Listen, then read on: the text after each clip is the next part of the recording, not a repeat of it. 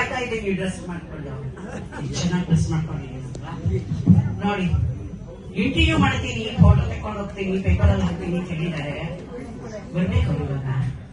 ಏನೋ ಇಷ್ಟೊತ್ತಾದ್ರೂ ಬಂದಿಲ್ಲ. ನನ್ನ ಲಿಪ್ಸ್ಟಿಕ್ ಎಲ್ಲ ಹಾಳಾಗ್ಬಿಡುತ್ತೆ. ನಾನು ತುಂಬಾ ಬೇಜಾರು. ನೀಟಾಗಿ ಡ್ರೆಸ್ ಮಾಡ್ಕೊಂಡು ಎಲ್ಲ ಹೇರ್ ಸ್ಟೈಲ್ ಎಲ್ಲ ಎಷ್ಟು ಚೆನ್ನಾಗಿ ಮಾಡ್ಕೊಂಡ್ ಬಂದಿದ್ದೀನಿ, ಆದ್ರೂ ಇಷ್ಟೊತ್ತಾದ್ರೂ ಬಂದಿಲ್ಲ. ಯಾಕೆ ಬರ್ಲಿಲ್ಲ?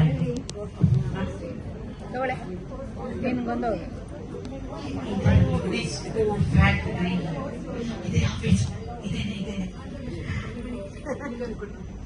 ನಮಸ್ತೆ ಮೇಡಮ್. ಹಲೋ. ಬಂದ್ರ? ಅಯ್ಯೋ ತುಂಬಾ ಕಾಯ್ತಾ ಇದ್ದಾಗ ಎಷ್ಟೊತ್ತಿಂದ ಏನ್ ಇಷ್ಟು ಲೇಟ್ ಮಾಡ್ಬಿಟ್ರಲ್ಲಪ್ಪ ನೀವು. ನಮ್ ಡಿಸ್ಕೋ ಫ್ಯಾಕ್ಟ್ರಿ ಇಂಟರ್ವ್ಯೂ ತಗೋತೀನಿ, ಪೇಪರ್ ಅಲ್ಲಿ ಹಾಕಿಸ್ತೀನಿ, ನಿಮ್ ಫೋಟೋ ಪೇಪರ್ ಅಲ್ಲಿ ಹಾಕ್ತೀನಿ ಅಂದ್ರು. ಆಸೆ ಪಟ್ಕೊಂಡು ಅಷ್ಟೊತ್ತಿಂದ ಸದ್ಯ ಬಂದ್ರಲ್ಲ ನೀವು. ಎಷ್ಟು ಸುಸ್ತಾಗ್ಬಿಟ್ಟಿದ್ದೀರ ಮೇಡಮ್ ನೀವು. ಒಂದ್ ನಿಮಿಷ ಹಾಟ್ ಅಲ್ಲ, ಒಂದ್ ನಿಮಿಷ.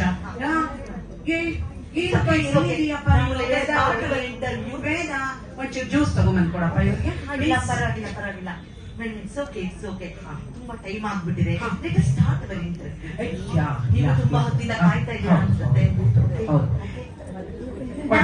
ನಾನು ಈ ಚೇರ್ ತಗೋಬಹುದಾ, ಇಲ್ಲ ನಿಂತ್ಕೊಂಡೆ ಇಂಟರ್ವ್ಯೂ? ಇಲ್ಲ, ನೀವು ಕೂತ್ಕೋಬಹುದು. ಪಾಪ ನಿಮ್ಗೆ ಇದೊಂದು ರೆಕಾರ್ಡ್ ಹಾಗೆ ಇಟ್ಬಿಟ್ಟಿರ್ತೀನಿ, ಆಡಿಯೋ ರೆಕಾರ್ಡ್ ಆಗಲಿ ಅಂತ ಹಾಕಿದೆ. ಏನಿಲ್ಲ ಮೇಡಮ್, ಡಿಸ್ಕೋ ಫ್ಯಾಕ್ಟ್ರಿ ನಾನು ಹೇಳಿದ ತಕ್ಷಣ ನೀವು ಬಂದಿದ್ದೀರಾ. ಕೊಡಮ್ಮ ಜ್ಯೂಸ್, ಕೊಡಮ್ಮ ಅವ್ರಿಗೆ ಜ್ಯೂಸ್ ಕೊಡಮ್ಮ, ಕುಡೀರಿ, ಒಂದ್ ಸ್ವಲ್ಪ ರಿಲ್ಯಾಕ್ಸ್ ಮಾಡ್ಕೊಳ್ಳಿ. ನಂದು ಡಿಸ್ಕೋ ಫ್ಯಾಕ್ಟ್ರಿ ಇದೆ ನಂದು. ನಾನು ತಗೊಳ್ತೀನಿ.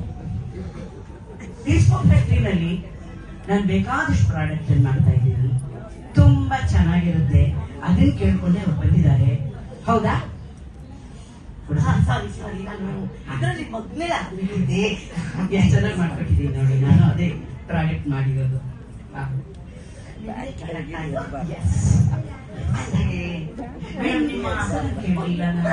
ಕೇಳ್ತಾ ಇದ್ದೀನಿ. ನಾನು ನಿಮ್ಮ ಅಂದೆ, ನೀವು ನಿಮ್ಮ ಹೆಸರು. I am Yasha Shastri. Okay, I am Lakshmi. Okay, Mahalakshmi ಹತ್ರನೇ ಬಂದ್ಬಿಟ್ಟಿದ್ದೀನಿ ಇವತ್ತು ನಾನು ಇಂಟರ್ವ್ಯೂ ಮಾಡೋಕೆ. ಇಂಟರ್ವ್ಯೂ ಮಾಡ್ತೀನಿ, ಎಷ್ಟೊಂದು ಜನ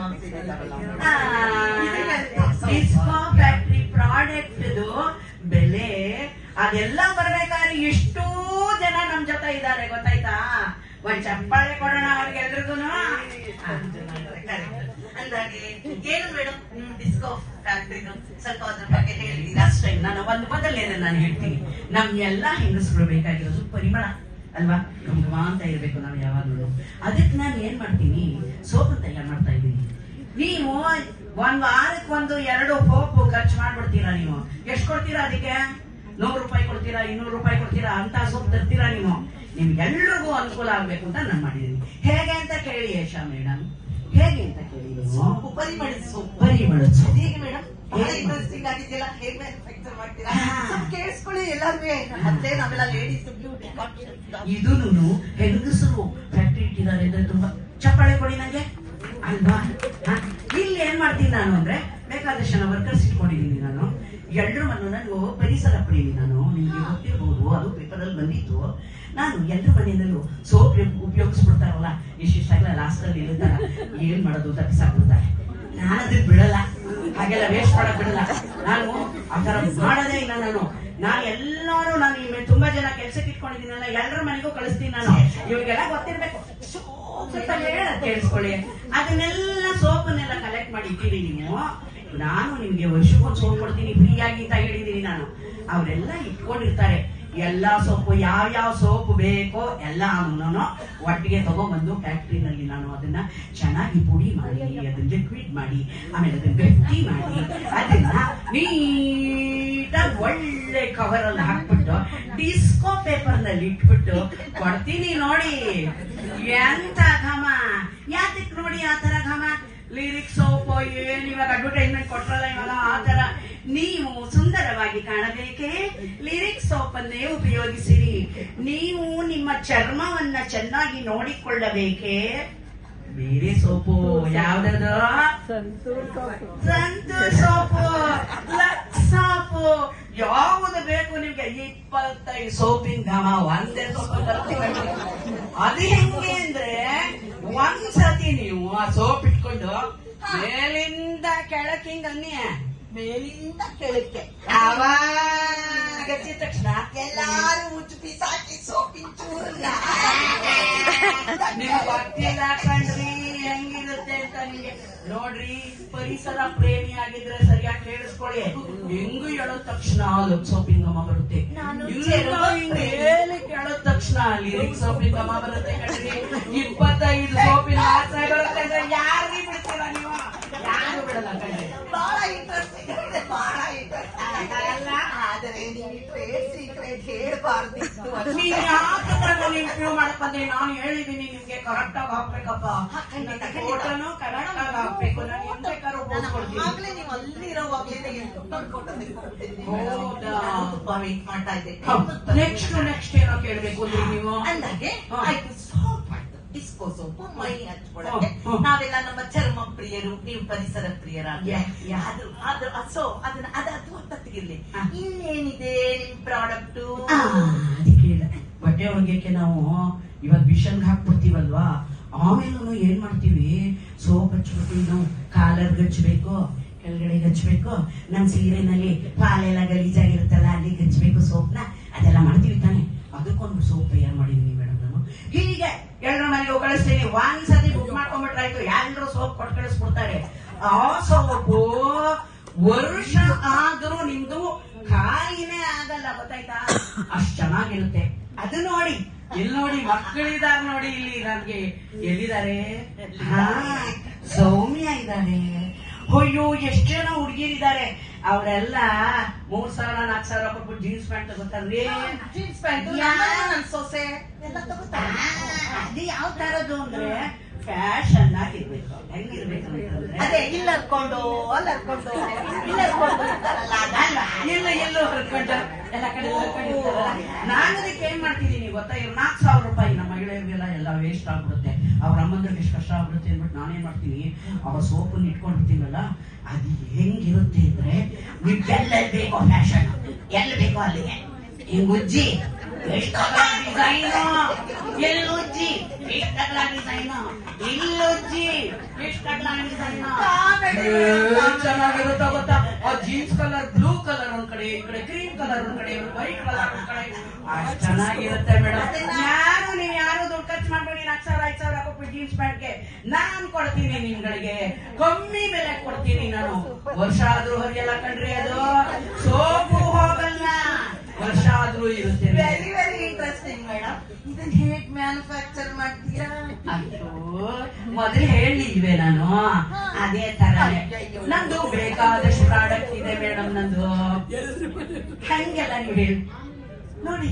ಏನು ಮಾತಾಡ್ತಾ ಇದ್ದಾರೆ ನಿಮ್ ಜೊತೆ? ನನಗೆ ಗೊತ್ತಿಲ್ಲ. ಇಲ್ಲ ಏನಿಲ್ಲ, ನಮ್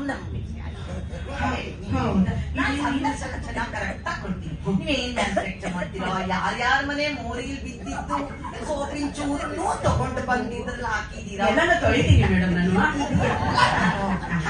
ಸಂದರ್ಶನದಲ್ಲಿ. ಆಮೇಲೆ ಇನ್ನೊಂದು ಫೋಟೋನು. ವಾವ್, ಇನ್ನೇನು ಇನ್ನೇನಾರು ಇದೆಯಾ? ಇನ್ನೇನು ಬರೀ ಮಕ್ಕಳಿಗೆ ಆಯ್ತು, ಜೀನ್ಸ್ ಆಯ್ತು, ಮಕ್ಕಳಿಗೆ ಅಯ್ಯೋ ಚಾಕ್ಲೇಟ್. ಇವಾಗ ಈ ಮಗು ಹೊಡ್ತಾ ಇಷ್ಟು ನೋಡಿ, ಇವಾಗ ಮಕ್ಕಳು ನೋಡಿದೆ ಒತ್ತು ಒತ್ತು ಒತ್ತು ಒತ್ತು ಅಂತ ಹೇಳ್ತಾ ಇತ್ತು. ಆ ಮಕ್ಕಳನ್ನ ಬಾಯಿ ಮುಚ್ಚಿ ಎಷ್ಟು ಕಷ್ಟ ಆಗಿ ಒಂದೊಂದು ಚಾಕ್ಲೇಟ್ಗೆ 106 ರೂಪಾಯಿ ಕೊಡ್ಬೇಕು. ಕೊಡಕ್ಕಾಗತ್ತೆ ಇಲ್ರಿ? ಒಂದ್ ಮಗು ಸಾಕಕ್ಕೆ 30 ಮಕ್ಕಳು ಸಾಕ್ಬೋದು, ಅಷ್ಟು ಬೇಕಾಗತ್ತೆ. ಚಾಕ್ಲೇಟ್ ನಾನೇ ಚಾಕ್ಲೇಟ್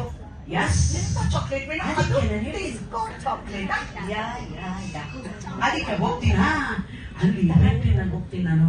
ತುಂಬಾ ಫ್ಯಾಕ್ಟ್ರಿಗಳನ್ನ, ಚಾಕ್ಲೇಟ್ ಫ್ಯಾಕ್ಟ್ರಿಗಳನ್ನ ಮೇಲೆ ನಾನು ಹೋಗ್ಬಿಟ್ಟು ನೋಡಿ, ಅಲ್ಲೆಲ್ಲ ನೀವು ವೇಸ್ಟ್ ಮಾಡಬೇಡಿ, ಯಾವ್ದನ್ನು ಪೌಡರ್ ಇಟ್ಟಿದ್ದಾರೆ ನಮಗೆ ಕೊಡಿ, ನಾವು ದುಡ್ಡು ಕೊಡ್ತೀವಿ ಅಂತ ಹೇಳ್ತೀನಿ. ಎಲ್ಲರೂ ಕೊಡ್ತಾರೆ. ನಿಮ್ಗೆ ಯಾವ ಚಾಕ್ಲೇಟ್ ಬೇಕು? ಫಾರಿನ್ ಚಾಕ್ಲೇಟ್ ಬೇಕಾ? ಆಸ್ಟ್ರೇಲಿಯಾ ಚಾಕ್ಲೇಟ್ ಬೇಕಾ? ಇನ್ನೊಂದು ಪಾಕಿಸ್ತಾನದ ಮಾತ್ರ ತಗೊಳ್ಳಲ್ಲ, ಹಂಗ ಅನ್ಕೋಬೇಡಿ, ಗೊತ್ತಾಯ್ತಾ?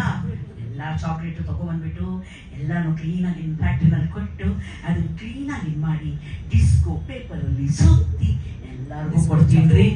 ಇದ್ರದ್ದು ಮಹತ್ವ ಏನ್ ಮಹತ್ವ ಏನ್ ಗೊತ್ತಾ? ಚಾಕ್ಲೇಟ್ ನ ಮಗುಗೆ ನೀವು 5 ರೂಪಾಯಿ ನಾನು ಅಷ್ಟೇ ಮಾಡಿರೋದು. 1 ಚಾಕ್ಲೇಟ್ ಬಾಯಲ್ಲಿ ಇಟ್ಟು ಬಿಡ್ರಿ, ಆಗಿನ ರಾತ್ರಿ ತನಕ ಬಾಯಲ್ಲೇ ಇರುತ್ತೆ ಆ ಮಗು.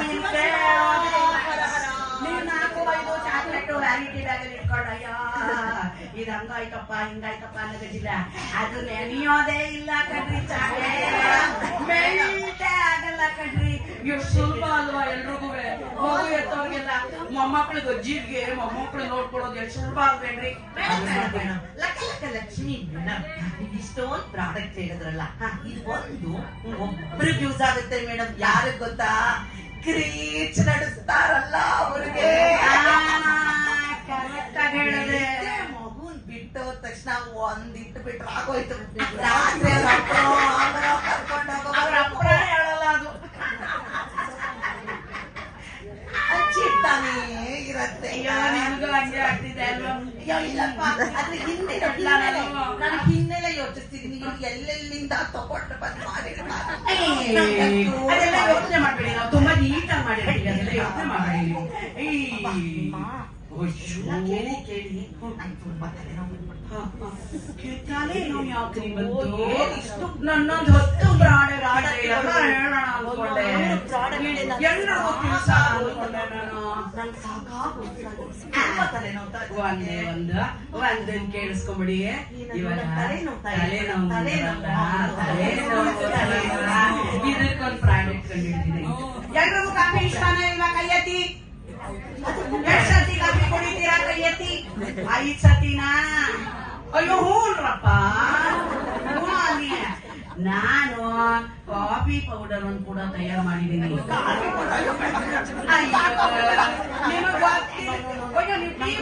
ನಂಗೆ ನಿಮ್ ಟ್ರೇಡ್ ಸೀಕ್ರೆಟ್, ಮ್ಯಾನುಫ್ಯಾಕ್ಚರಿಂಗ್ ಸೀಕ್ರೆಟ್ ಗೊತ್ತಾಗೋಯ್ತು. ಕಾಫಿ ಹೇಳಲ್ಲ ನಿನಗೆ, ಈ ಕುಡ್ದೇ ಕುಡಿತೀರ ಕಾಫಿನ, ಕುಡಿದ ಮೇಲೆ ಹೆಂಗಿರುತ್ತೆ ಅಂತ ಹೇಳ್ತೀರಾ ಇವಾಗ ನೀವು. ಇವಾಗ ನೋಡಿ, ಇವಾಗ ನೀವು ನಿಮ್ಗೆ ಗೊತ್ತಿಲ್ಲ ಕಣಿ. ನೆನೆಸ್ಕೊಂಡ್ರೆ ವಾಮಿಟ್ ನಾನು 5 ಸತಿ ಕಾಫಿ ಕುಡಿತೀವಿ, ಕುಡಿಯಲ್ಲ ಹಂಗೆ ಕುಡಿಯಲ್ವ? ಕಾಫಿ ಕಾಫಿ ರುಚಿ ರುಚಿ ಅದಕ್ಕೆ ಹೆಚ್ಚಾಗಿ ಮಾಡೋದು ನಾನು, ಅದಕ್ಕೆ ಚೆನ್ನಾಗಿ ಮಾಡೋದು ನಾನು. ಕಾಫಿ ಕಾಫಿ ಯಾಕೆ ಬೇಜಾರು ಮಾಡಿ? ಇವಾಗ ಅದನ್ನ ಹೇಗ್ ಮಾಡ್ತೀರಾ ಅಂತ, ಅದನ್ನ ಹೇಗ್ ಮಾಡ್ತೀನ ಅಂತ ಹೇಳಲ್ಲ. ಇವಾಗ ನಾನು ಏನ್ ಮಾಡ್ತೀನಿ ಅಂದ್ರೆ, ಎಲ್ಲಿ ಹಲೋ ವೇದಾವತಿ ಕಾಫಿ ತಗೊಂಬಮ್ಮ, ಅವ್ರು ತುಂಬಾ ಮೇಡಮ್ ಇಲ್ಲಿ ಮಾಡೋ ಕಾಫಿ ಬೇಡ. ಇಲ್ಲ ವಿಷ್ಣು ಈ ಕಡೆ ತಿರುಗಿ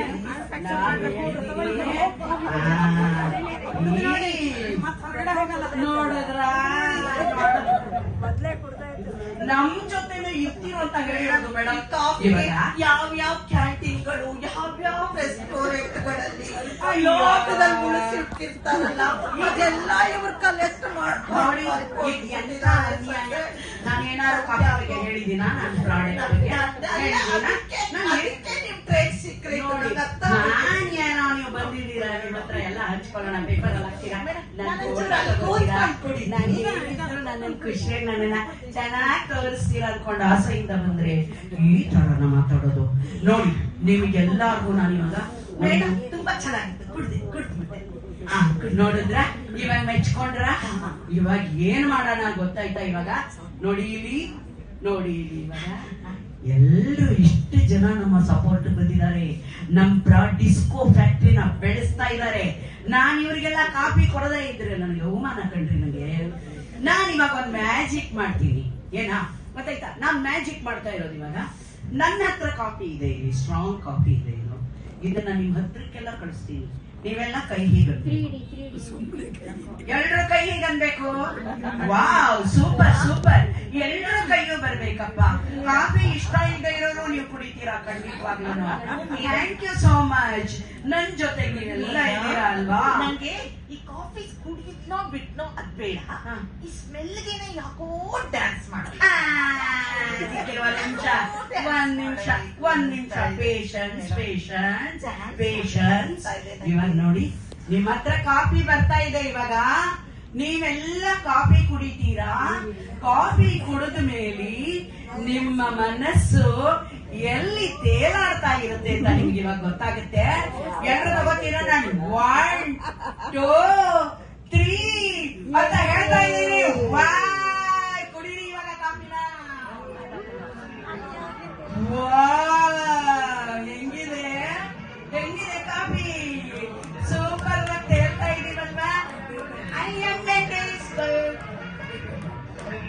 ಅಯ್ಯೋ